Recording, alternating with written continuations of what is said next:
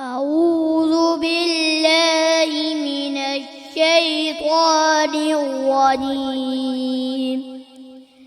بسم الله الرحمن الرحيم. الرحمن علم القرآن خلق الإنسان علمه البيان. والشمس والقمر بحسبان والنجم والشجر يسجدان. والسماء رفعها ووضع الميزان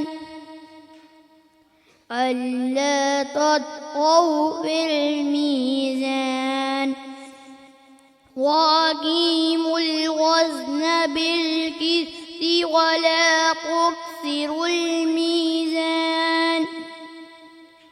والأرض وضعها للأنام فيها فاكهة والنخل ذات الأكمام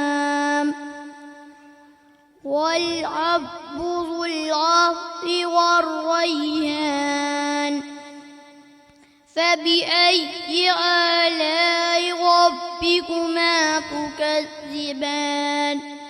خلق الإنسان من صلصال كالفخار وخلق الجان من مارج من نار.